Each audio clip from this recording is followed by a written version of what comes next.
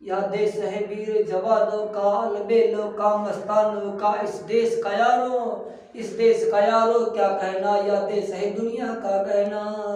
हो या चौड़ी छाती हीरो की, या भोली सकले वीरों की। गाते हैं रांझे, गाते हैं रांझे, मस्ती में मस्ती है, धूमे मस्ती में। जी हाँ, जय हिंद, जय भारत, भारत माता की जय। तो आज हम आप लोगों के समक्ष स्टूडियो में लेकर के आए हमने रस। अभी मैंने ये जो गीत सुना है वीर रस का उदाहरण है, लेकिन आज मैं आपको वीर रस जो रस के माध्यम से बताऊंगा कि रस किसे कहते हैं, या कितने प्रकार का होता है, और इसमें इसका स्थायी भाव, संचारी भाव और अनुभव भी हो, ये सब क्या होते हैं, ये सब मैं आपको इस रस के माध्यम से बताऊंगा। तो शुरू करते हैं अपनी वीडियो की तरफ। देखिए इसमें लिखा गया रस। तो रस किसे कहते हैं? रस जो है 9 प्रकार के होते हैं, उनका स्थायी भाव भी अलग है। पिछले वीडियो में हमने रस के विषय में बता दिया है। अब मैं अगला वीडियो जो रस के माध्यम से, इसमें 2 प्रकार के रस बताऊंगा मैं। जैसे पहला रस है शोक रस है, और दूसरा है, पहला रस है हास्य रस है, और दूसरा है करुण रस। पहला है हास्य रस और दूसरा है करुण रस। तो सर्वप्रथम रस समझ लीजिए, रस किसे कहते हैं, फिर इसके बाद बताएंगे हास्य रस किसे कहते हैं, फिर बताएंगे करुण रस किसे। तो रस का शाब्दिक अर्थ है स्वाद से। रस का शाब्दिक अर्थ है स्वाद से, यानी कुछ लोग भोजन को खाते हैं, उसका स्वाद पूछते कैसा लगता है, या खट्टा है, मीठा है, कड़वा है, कैसा है, इस प्रकार से पूछते हैं। लेकिन काव्य में रस किसे कहते हैं? जब किसी वस्तु को, जब किसी नाटक को, एकांकी को, या जब किसी खंड काव्य को पढ़ने से हमारे हृदय में जो विभव या संचारी भाव, जो सुख की अनुभूति करता है, जो विनोद उत्पन्न होता है, उसको रस कहते हैं। काव्य में उसको रस कहते हैं।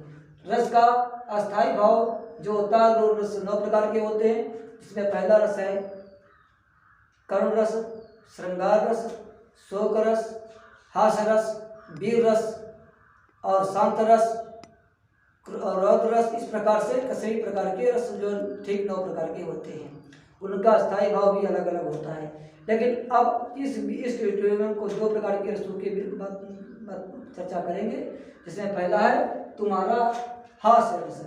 हास्य रस किसे कहते हैं? जिस कविता को या जिसको देखने से, पढ़ने से हमारे हृदय में जो खुशी की अनुभूति होती है, जो खुशी का विनोद उत्पन्न होता है, उसे हास्य रस कहते हैं। जैसे कभी कभी जो है छोटे बच्चे नर्सरी में कविता पढ़ते हैं, वो क्या है, वो बोलते हैं कि बंदर बोला बिल्ली मौसी मुझको हुआ जुखाम, और कोई ऐसी दवा बताओ जिससे हो आराम। बंदर बोला, बिल्ली बोली, बंदर भैया अभी तुरंत घर जाओ, और चाय और अदरक का पीकर लेट खाट पर जाओ, या फिर चाय और अदरक का ना स्वाद जो पाओ, तो अपनी किसी तेज छुरी से अपनी नाक कटाओ। बंदर को बिल्ली की बात समझ में ना आई, इसलिए झटपट जा करके उसने नाक कटाई। नाक कटाकर बंदर ने अपनी खिल्ली उड़वाई, तभी से यही कहावत चली निरंतर आई। यदि उस दिन बंदर अदरक का स्वाद कहीं से पा जाता, तो बेचारा क्यों अपनी प्यारी नाक कटाता।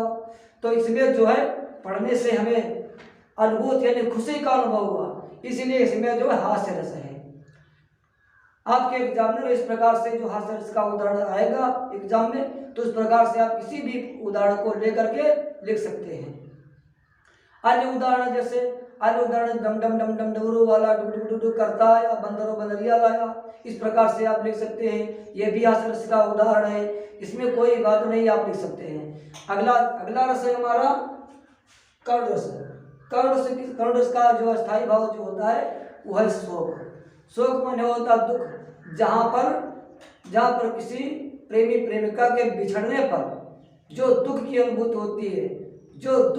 होती है, उसे जो है करुण रस कहते हैं। जैसे रामचरितमानस में गोस्वामी जी ने रावण की चौपाई लिखी है कि हे खग हे मधुकर मृग श्रेणी, तुम देखी सीता मृग नैनी। इसमें जो है करुण रस का उदाहरण है। दूसरी बार रावण में चौपाई है कि जब जो है राजा दशरथ एक्सपायर होते हैं, तो वो कहते हैं हा रघुनंदन प्राण पीड़िते, हा रघुनंदन प्राण पीड़िते, तुम बिन जियत बहुत दिन बीते। लोग फिल्में देखते होंगे और गाना भी सुनते होंगे। कुछ ऐसे गाना गाते हैं जैसे बाबुल की दुआएं लेते जा जा तुझको सुखी संसार मिले, मायके की कभी ना याद आए, ससुराल में इतना प्यार मिले, इस प्रकार से गाते हैं लोग। तो इसमें भी जो एक करुण रस का उदाहरण है। इस प्रकार से आप हास्य रस और करुण रस जो है समझ करके लिख सकते हैं, उसका उदाहरण भी जान सकते हैं। तो हमें जो है खेद हो कि आप लोग इस वीडियो को आपने देखा है, समझा है, तो ये आपके माइंड में जरूर उतर गया होगा। तो इस वीडियो को देखने से पहले छोटी सी गुजारिश जरूर है कि इस वीडियो को लाइक शेयर सब्सक्राइब कर दें, महान कृपा होगी। तो आज के लिए बस इतना ही, नमस्कार।